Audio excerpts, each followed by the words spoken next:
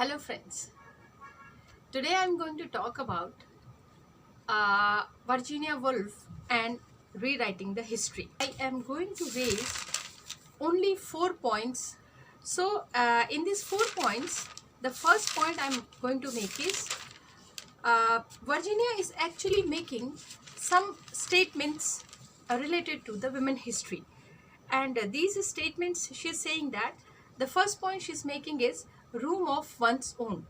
Virginia talks about a personal room or a separate room or a place where a woman can sit down quietly and write about her own opinion and feelings.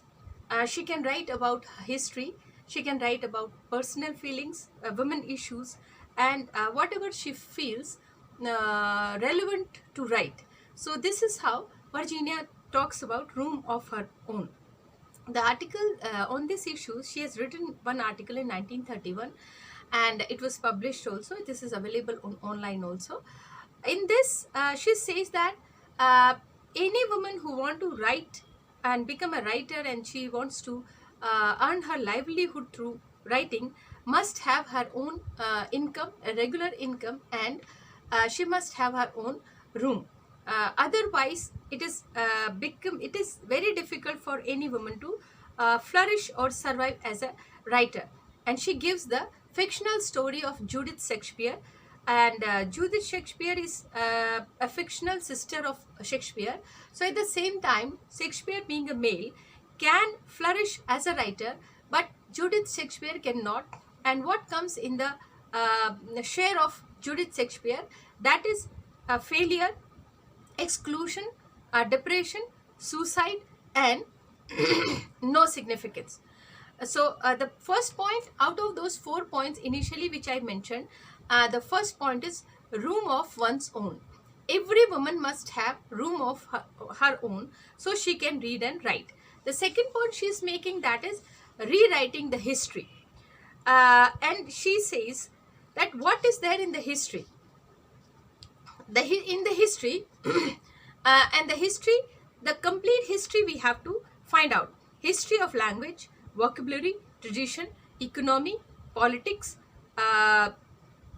language, education, everything, every aspect of human society and what is there in history.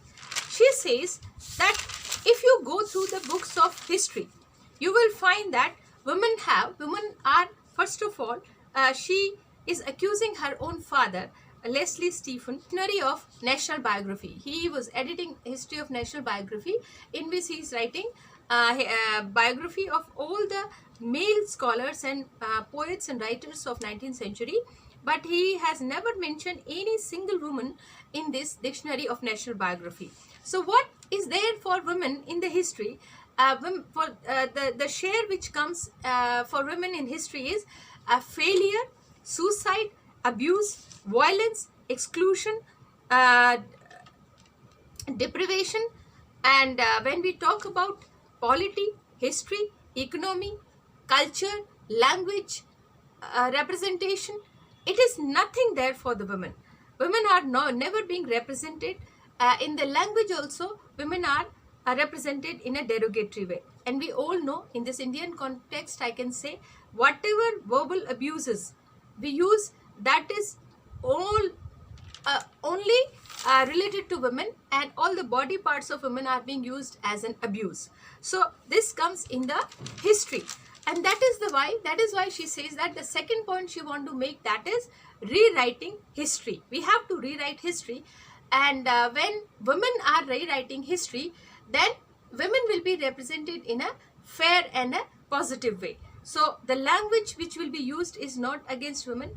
Inclusion is there, representation of women is there, literature, economy, everything, every fair share women will be able to get it. The third point she's trying to make is that is thinking back through our mother's point of view.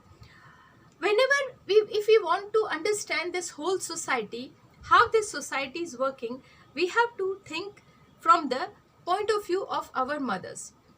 For example, a very rich businessman is there, and he is having the luxury of home, cars, economy, travel, eating, entertainment, or every field of life the businessman or the rich man is enjoying.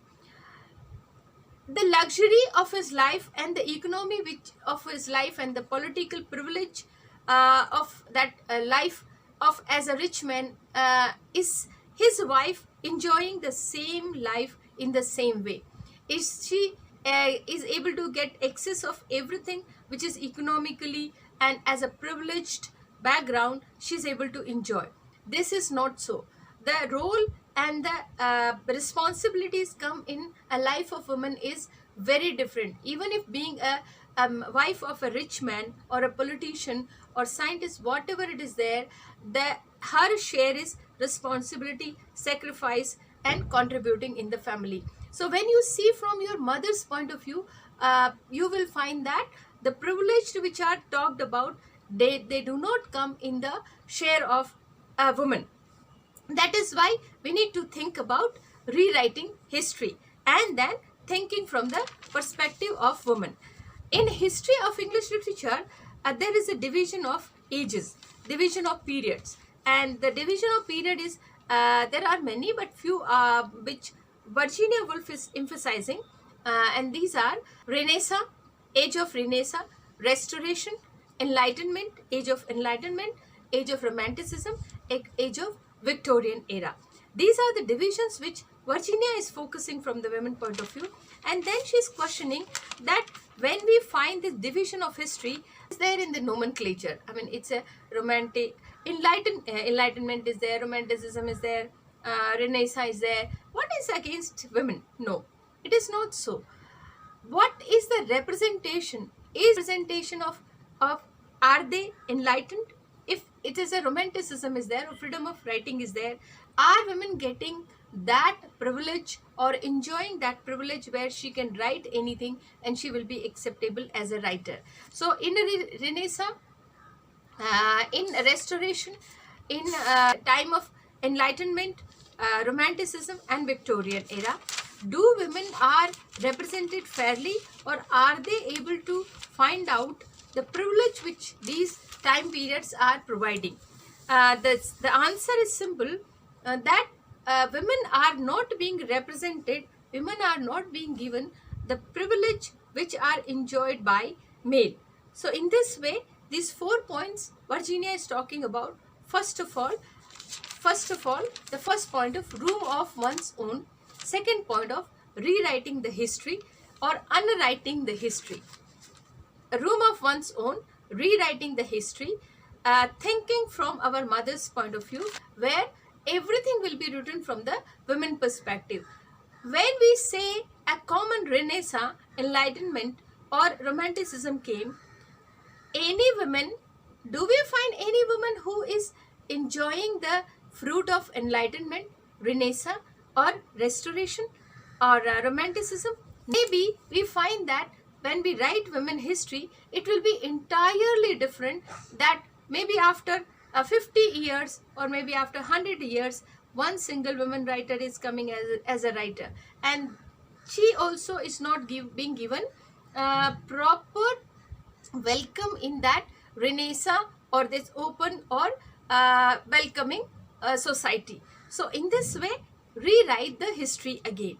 And these 4 points, please you remember how Virginia Woolf is trying to rewrite the history and the historical perspective from women point of view. Thank you so much.